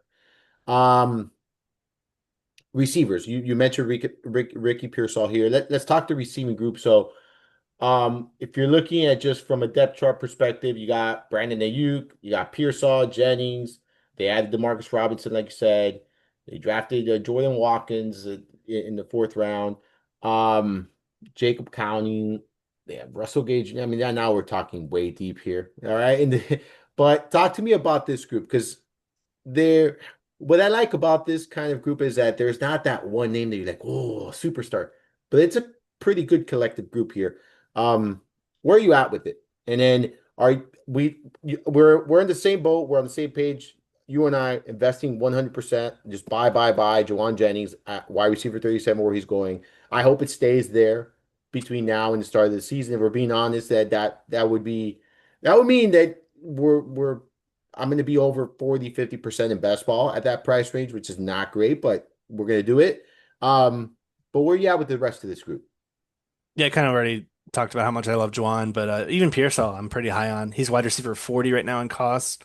That's wide receiver four, flex kind of territory. Very, very terrific athlete. He had kind of disappeared for a stretch when he had the opportunity to play late in the season with when Brandon Ayuk was injured. Didn't necessarily live up to it on a week to week level, but I think this is a team where I look at them spending round one capital on him. I look at the departure of Debo. I look at the fact that they won't have Ayuk for half the year. I think they'll find a way to actively get him more involved with the ball. So I'm comfortable selecting him too in all formats at a wide receiver four price tag. Ayuk, I will just be fading. I'll be honest. He's a wide receiver 46. You mentioned it, where not every player that comes back from injury immediately jumps into an 80, 90% route share. This is a prime example of somebody they could ease in over the weeks. Maybe he's a player you select in postseason contests if the Niners are able to get there. But I will not be drafting him. He's got an ADP of 82 overall right now. I'm not spending top 100 capital on that. So that's really where I am at the wide receivers. Jacob Cowing was a player they really liked last year. The rookie they drafted this year in the 2025 draft, his name's eluding me right now. The wide Jordan receiver? Watkins. Yeah, Oh, Jordan yeah, Watkins. Watkins, sorry. A burner. They got another fast athlete there.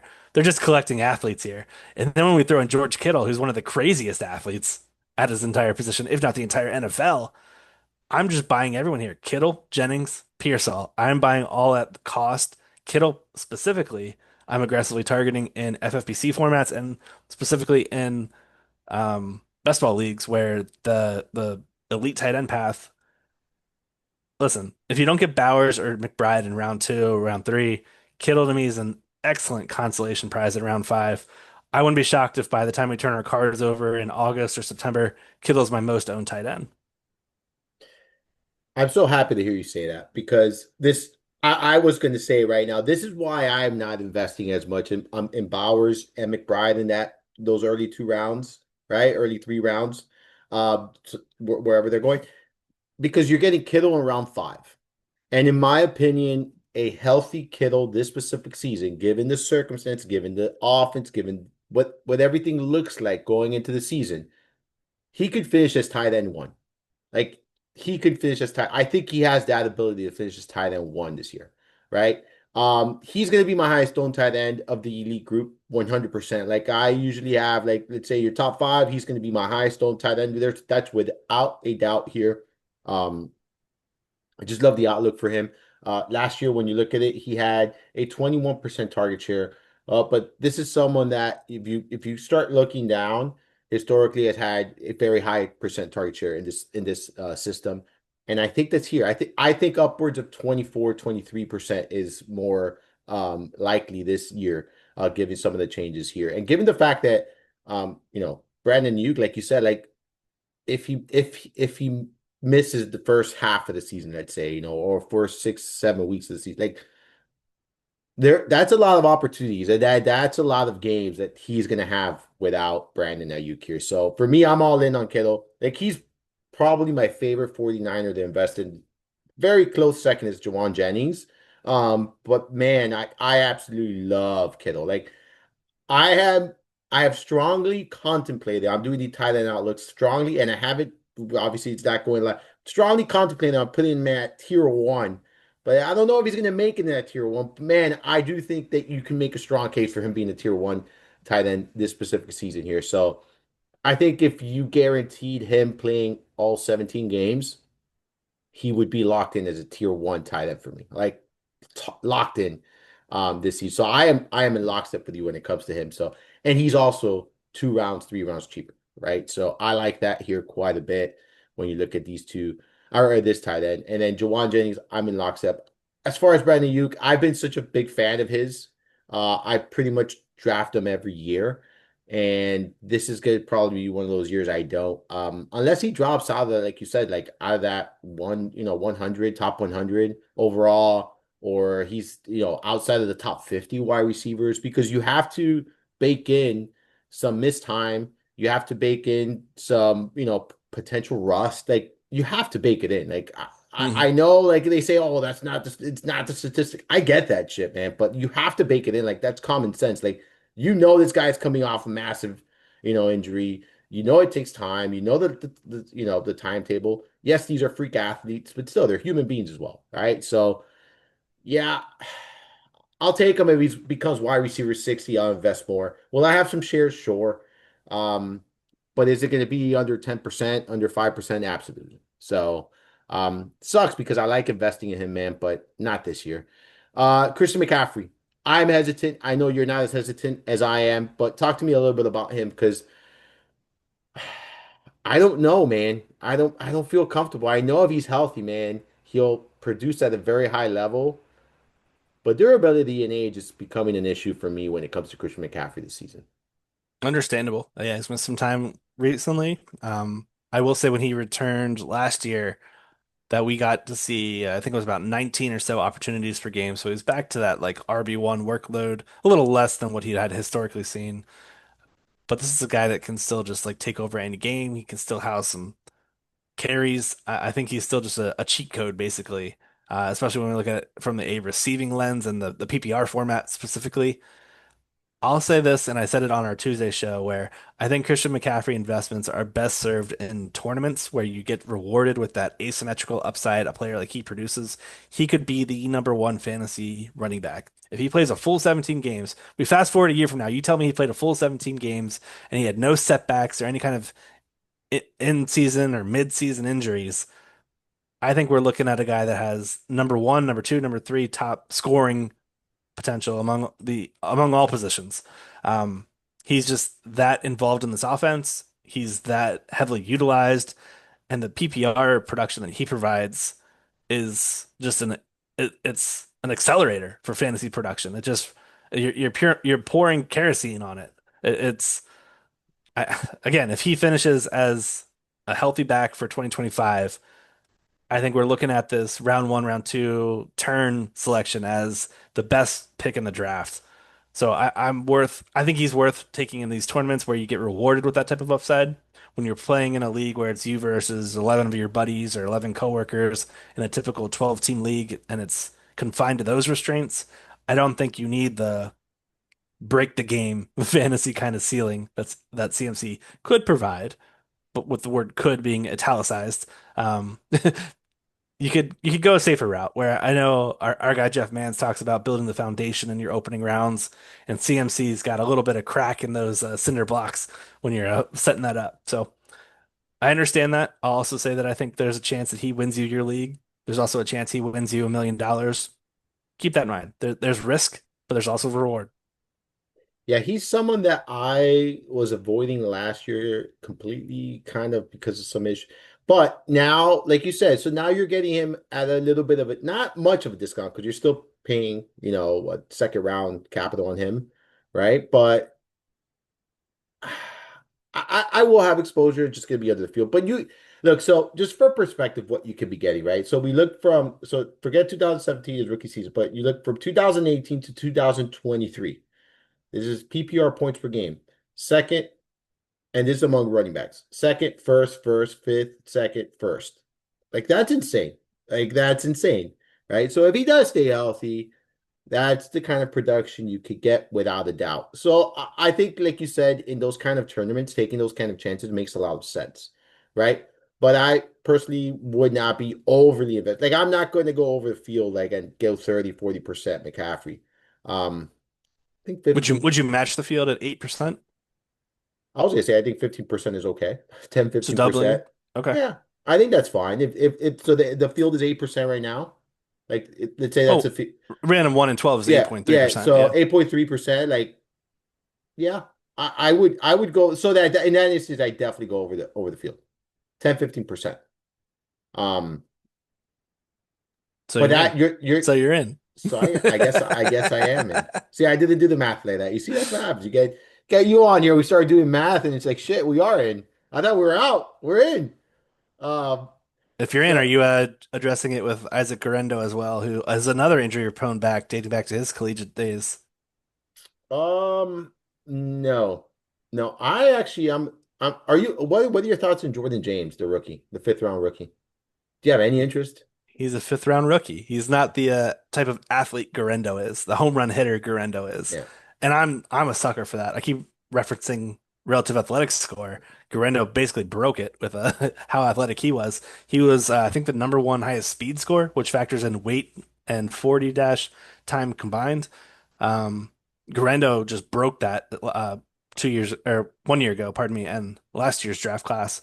And then when we saw him get those opportunities to be a producer, he rose to the occasion. I was impressed with Guerrero last year. So I think he's firmly in the RB2 role now that we've got both Elijah Mitchell and Jordan Mason out of the Yeah. picture, with James being the wild card rookie. This is a Shanahan Lynch combo that takes a rookie running back every year, it seems, and somehow they find themselves on the field at some point or another. Um, sure, I guess if you miss out on Guerrero, who's going at 144 ADP, you can take a swing on James, who's going at 213, given that he's basically free. He's one of Yeah. your last selections in a draft. But would you be prioritizing Garendo though if you are drafting? Like, do you find this a priority handcuff at this moment I with would, yeah, Garendo? Yeah, because Garendo. The Okay. Niners when healthy, they're a team that's consistently putting up a lot of Okay. points, and um, yeah, it comes from a multitude of places. Running back being chief among them. Yeah. I think so. Right now, I would say Garendo, a healthy Garendo would be the guy, right? That the handcuff to get here. Um, the rookie would be a dart throw late in your draft. Like that. That's it. Um, just because Garando obviously had some health issues last year as well. But again, Correct. he's look, he was selected in the fourth round of last year's draft. Like they invest in running backs. You mentioned it. So I definitely do think he's the next man up though. Um, anything else here with San Francisco? No, I don't think so. No, we hit the heavy hitters. All right. Now we got last team here. We got the Seattle Seahawks. This is another team that had a lot of overhaul this offseason.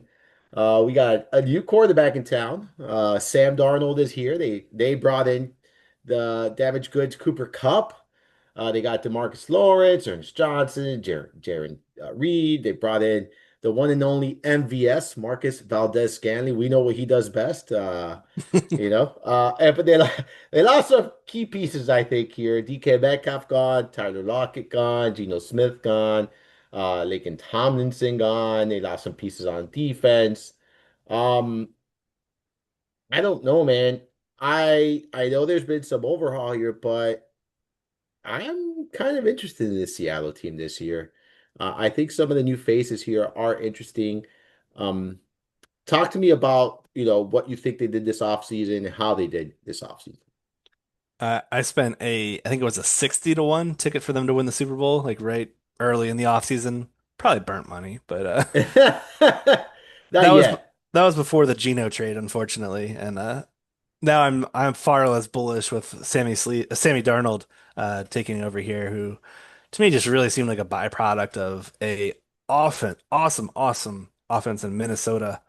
We've just seen so many QBs come through the Kevin O'Connell system. I look no further than the Josh Dobbs stint that he had, where it was like 4 games of him averaging over 20 plus fantasy points per game. So to see Darnold come in there, play behind a decent line, and have some of the league's best weapons at his disposal and do well should not shock. It's now a massive change going to Seattle, where they had one of the league's worst offensive lines. Geno Smith allowed so much pressure right up the middle. I'm not sure if that was more of the line or Geno, but we've seen Darnold really see ghosts, literally, during those times whenever he's been pressured like crazy during his Jets days, his Panthers days. So I'm very bearish on the outlook for Sam Darnold here in this passing attack in general. Clint Kubiak comes over, the offensive coordinator. He was with the Saints last year. We saw Kamara have a pretty decent season. I'm pretty bullish on Kenneth Walker being that guy there as the basically the engine of this offense. I think they'll go as far as he can take them. And then we've got JSN who had that big breakout year one, the rookie year. I just like squint and like shake my head because it was so frustrating seeing him utilized in such a poor fashion as a rookie. And then fast forward a year, he's finally no longer being hamstrung by like a 6 yard ADOT. He's finally able to work down the field, and he's been just a fantastic PPR option. I'm really, really high on JSN as we enter 2025 here. But I think that's the real centerpieces. Kenneth Walker, K9, and we've got JSN. Those are the two guys. Yeah, I think this offense is straightforward from a fantasy standpoint. Like I think you make look, Sam Darnold, Geno Smith, you don't do much there. I mean, you're swapping out one for another. That's what you're doing here. They drafted Jalen Milrow. Um, I see you nodding your head over there. That's Those who fun. don't watch the show, Tyler was nodding his head. Um, I actually think he's interesting. Do you think he'll see the field in year one without a Sam Darnold injury? Like when Sam Darnold starts to see those ghosts, because it's inevitable, it's going to happen. Like that's 100% inevitable. We've seen this now. Regardless of where he goes, there's ghosts on the field for Sam Darnold. Like that's just what it Yeah. is.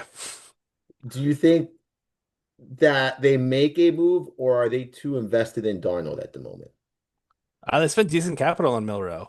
As far as like the quick elevator pitch for him, he's basically Anthony Richardson in my eyes. He's a fantastic rusher who has horrible accuracy issues and a big concern there. I just did a show recently with Roto World's Chuck Bass, and he was talking about how he could see this situation playing out where it was rookie year Lamar, where Joe Flacco was under center, and they had some packages for Lamar from time to time. And late in the year, eventually Lamar took over. Maybe that's how this one plays out, where listen, this team can easily get out of this Darnold contract. It's a 3 year, $100 million contract, but when you boil it down, it's really just a 1 year, 30 some million dollar contract where they can easily get out after 2025. I think they do something similar to how the Ravens played it, with Milrow being a maybe a one or two play a game kind of package, or a red zone only package, a short yardage package, and then eventually there's the passing of the baton because I do not see things ending well in Seattle unless the defense carries them. Yeah, I just don't have faith in Darnold. I Yeah. that's my thing. Like I just don't have faith in Darnold. We've seen this story before, and I know it was magical last year, but I think O'Connell had everything to do with that. I Hmm. mean, you took, and I'm not knocking Kirk Cousins. I know he was returning from an injury, and I know he's older, but you took Kirk Cousins out of Minnesota, and it did not look pretty, ladies and gentlemen. And I get it. The circumstances were entirely different. But Penix came in there and looked better. And is Penix a great quarterback? Like, I'm just saying, I'm just being honest here. Um, and we haven't talked about the Vikings, and we'll talk about it. But this is why I am optimistic about McCarthy. Like, if we're being honest, like I just believe in the coaching system and the coaching staff there and what they do there. Like, I really do.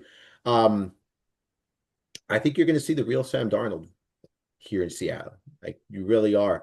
Let's talk about the quarterback that here in Seattle. I'm out on like in Sam Darnold. I'm not going to be overly invested in. I'm not someone that's going out. I'm going out of my way in a two quarterback league, super flex league. If you want him as your QB2, sure.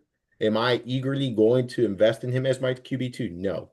Um, I don't think there's going to be enough opportunities outside of an injury for Milrow to be invested in him this year, but I do think he's an interesting dynasty guy. Someone you kind of, if you could put him in the taxi squad or if you could stash him, however you want to word it, I think he's an interesting dynasty because of the things Tiger said. Like he's someone that has some upside, but I think he'll benefit from, sitting behind Darnold all year. So, um, I'm not too interested in this quarterback situation right now from a fantasy standpoint. How about you?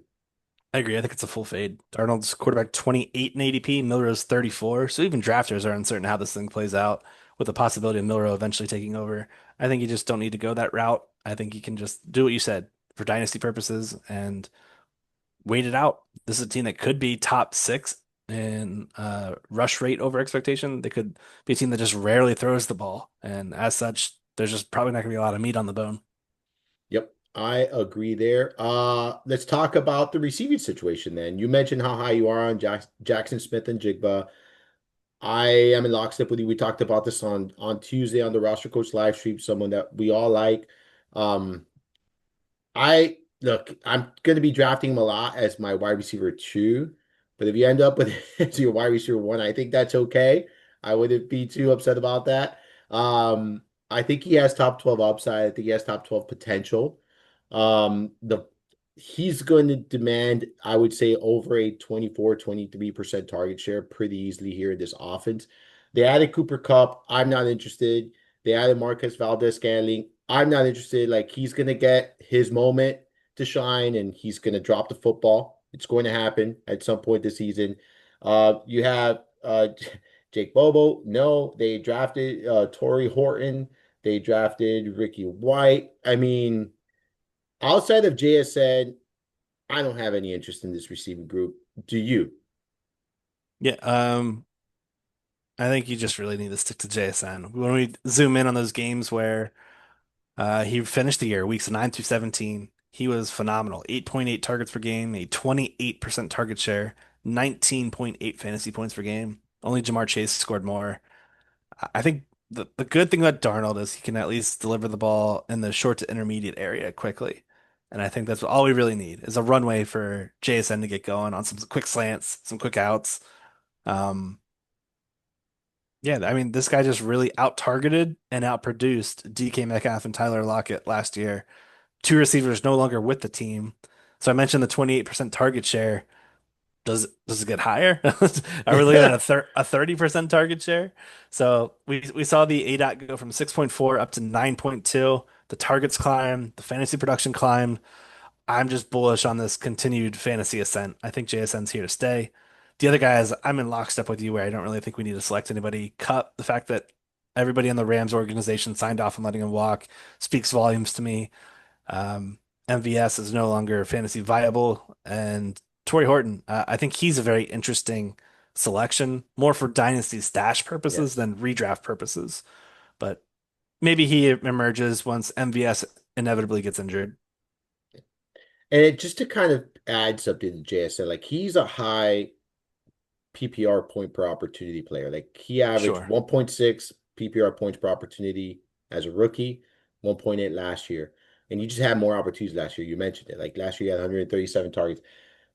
I will say this, he's entering year three, which is huge year for receivers. Like it's a big year. Like a lot of times, like that's yeah, we've seen them now develop much quicker than in years than before. Like I know this is more of a 10 years, 15 years ago thing, but he is entering that third year. Like and he's coming off a big season. I'll say this: I'm going to double down. He's going to have a better year this year than he had last year. I think that's in store for JSN this year. And he had 1,130 receiving yards last year with 6 touchdowns. I think he'll be in that 12 to 1,300 range in receiving yards, and I think 8 to 10 touchdowns is well within reason here. So I think a big year is in order for JSN.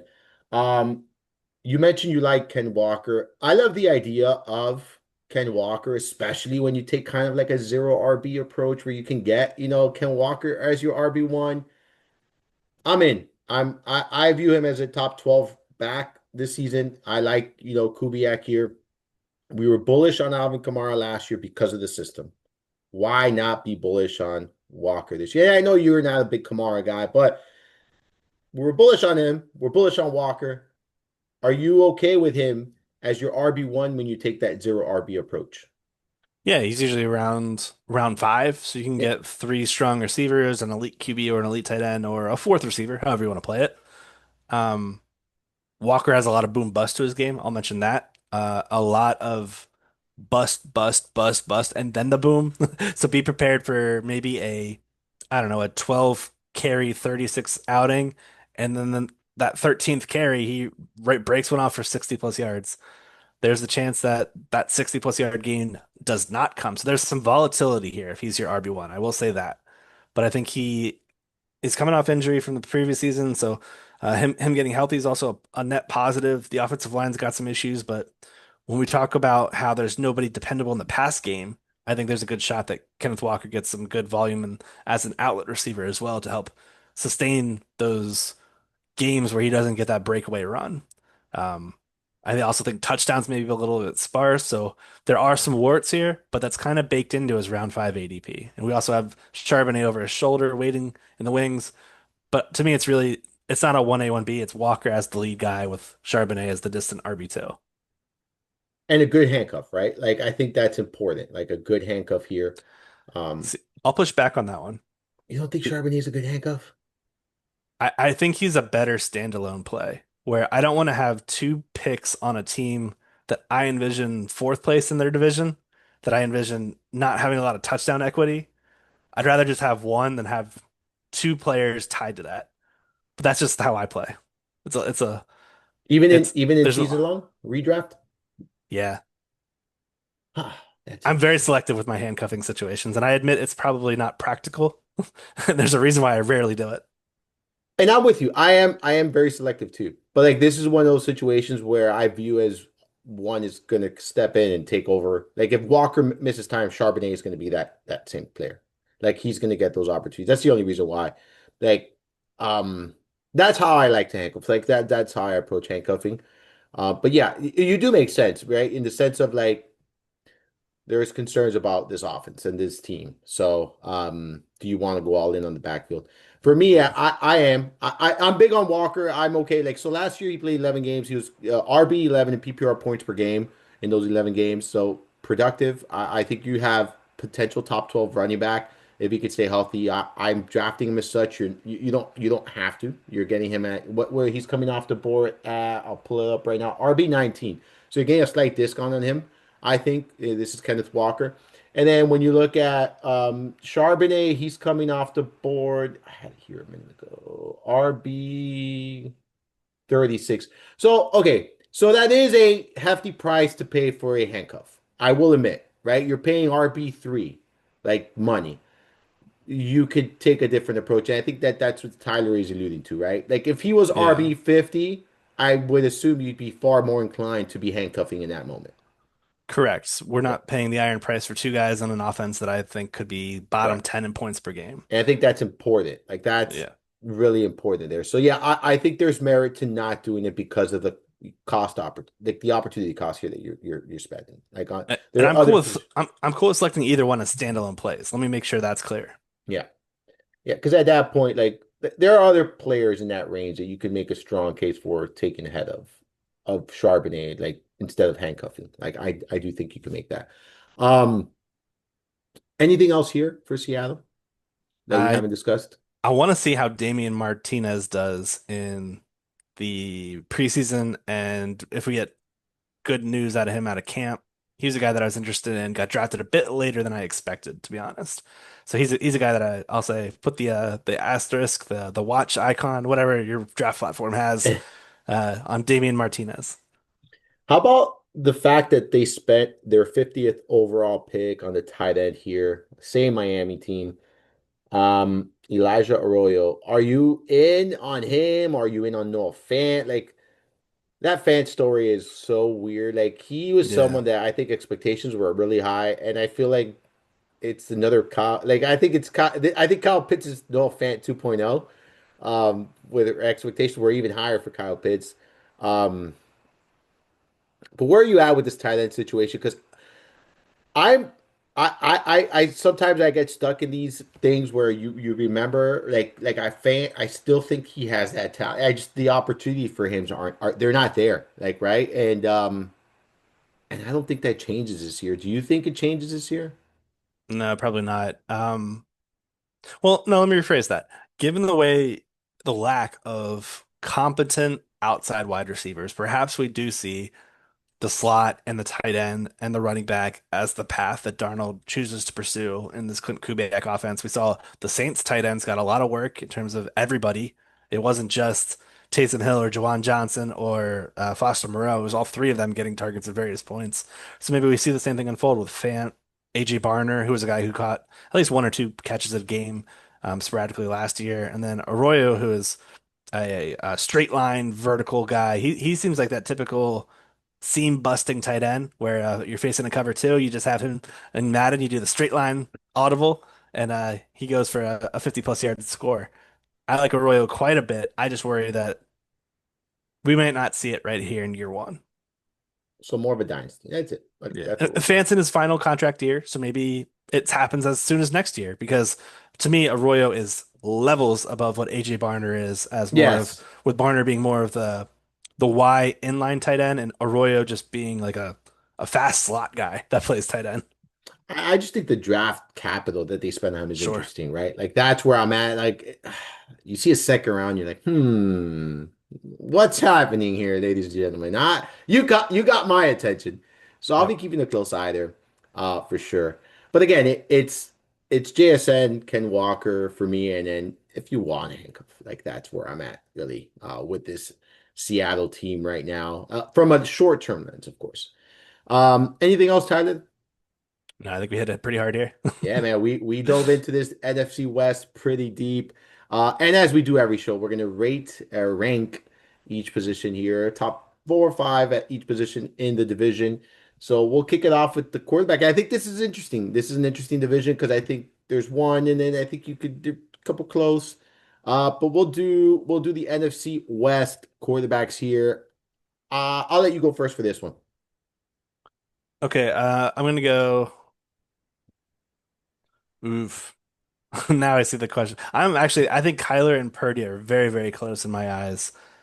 I am going to go with Kyler. I feel like he's just a safer play. Again, coming off a career low in rush attempts per game. But if that number reverts back to what he's typically done, I think the ceiling's much, much greater here in Arizona. Maybe we get a better year two out of Marvin Harrison Jr., and I'm just a bit pessimistic. So I'm going to go with him. I think Kyler and then Brock Purdy, Sam Darnold, and then who am I missing? No, you're not gonna put Sam Darnold ahead of Matthew Stafford, are you? Oh, yeah, yeah, Stafford. Thank you. Stafford, and then Darnold. Yeah, I got them ranked the same way. I got Kyler Murray, Brock Purdy, Matthew Stafford, and then a distant Sam Darnold for me, there. Running back position, I will go ahead and I will take this one here. I'm gonna go with Kyron Williams. I am so tempted to say Kenneth Walker over McCaffrey. I'm so tempted. I'm not going to do it, but I do think it's very close. I prefer Walker okay, so I'm going to say this. So I have it Kyron Williams, Christian McCaffrey, Ken Walker, James Conner. That's how I have them ranked. But I prefer Ken Walker at his ADP over McCaffrey at his current ADP. Like if I'm investing, I prefer it that way. Um, and then I will prioritize, and then I would say my fifth running back would be Trey Benson. Like I feel like he's probably the next. He's the handcuff. Him or Well, Charbonnet. Yeah, him or Charbonnet. Yeah, correct. All right. Where do you have him ranked? I'm probably just gonna go chalk here. I think CMC first, then Kyron Williams, then Ken Walker, then James Conner, and then I'm gonna go Trey Benson as my number two. I really like what the Arizona rushing attack has looked how it looked last year and what it could be if Benson got RB1 duties. And I think the same like the same thing we said about Charbonnet, we say about Trey Benson. Like he'll be the 1v1 replacement, and you're paying a cheaper price for Benson. So I think from a when you're looking at cost perspective, he makes more sense to me as well. Receiver, I think this is very interesting for this division. We got some heavy hitters in this division. Give me your top. Let's go. You want to do top 5 or 6? I'll let you dealer's choices. You're going first here. Okay. We'll go six. Okay. I'm gonna go Nakua Yes. and Adams as my top two. Um, bear with me as I'm scrolling, so I got to get this right. Uh, whew. I have Marvin Harrison and Juwan Jennings back to back. That's kind of funny. So that's four, and then we've got. JSN. Oh, I forgot JSN. Oh, apologies. Okay, let me rewind. Yep, I forgot JSN. I was gonna let you finish, 'cause I know you forgot about your boy JSN. So Puka, JSN, Adams, Marvin Harrison, Juwan Jennings, and then probably Ricky Pearsall. Yeah. Ricky Pearsall. Okay. I am going to go with Nakua, JSN, Adams, Harrison Jr., Jennings. Could have just done five, really. Yeah. I guess Pearsall with you, All like, right, so we're the same for that one. yeah, yeah. Because the thing with Brandon and you, because we don't know, right? Like, he would be my fifth if I knew he was going to be healthy, like early in the season, but we just don't know. Mhm. So I'll say Pierce. And then when you look at, we talked about the Arizona Cardinals situation, tough to trust. Outside of Adams and Nakua, tough to trust. Behind Harrison Jr., tough to trust. Behind JSN, tough to trust. So like, I think the best path here is San Francisco. So I agree with you there. Um, Tight ends in this division. I'll kick this one off. We'll do top four. Kittle for me by far the top option. Oh no, wait. You see, I forgot, just like you, I forgot. So wait. It's not by far the top option. All right, let's do this all over again. We're gonna do top four tight ends in the NFC West. We got Trey McBride, number one, Kittle, number two. Um, so we got the Higby or Ferguson, or we got Fant. I'll go Fant Ferguson. But Yeah. yeah, distant for me. Yeah, I think that's how I'd play it too. I don't think either of Fant nor Ferguson are on most redraft radars, No. even in a two tight end starting format. Yeah. Yeah, I don't think so either. They're thin. They're thin. Yeah, very thin. All right, Tyler, this was fun, man. I've been enjoying doing all of these. This is the NFC West. Lots of information, lots of things that we dove into in this episode. Before we go, we're let everyone know where they can find you on social media, and then I know you already said what you got cooking and stuff like that, but just where they can follow you on social media, man. Yeah, you guys know. Well, you can catch me over at fantasyguru.com. I'm in our Discord room pretty much all day long. You guys can hit me up with any questions. All my content's over there as well. You guys know. Fantasy Draft Guide launches June 2nd. Be there. Yes, make sure you are there. Make sure you're checking it out. Tons of content going to go live there on June 2nd over at fantasyguru.com. That's where you can find all of my work as well. You can follow me on there to the machine at Armando_Marsal, as well as on Instagram threads and TikTok at Armando Marsal. Remember, if you're enjoying the content, if you're enjoying the episodes, make sure you rate, follow, and review the podcast. Like it wherever it is you're consuming it. And remember, you can now find all of these shows over there on YouTube at the Mind of Marsal channel. Well, hopefully you enjoyed this episode. For the great Tyler Buecher, I am Ramon Marsal. See you guys next time.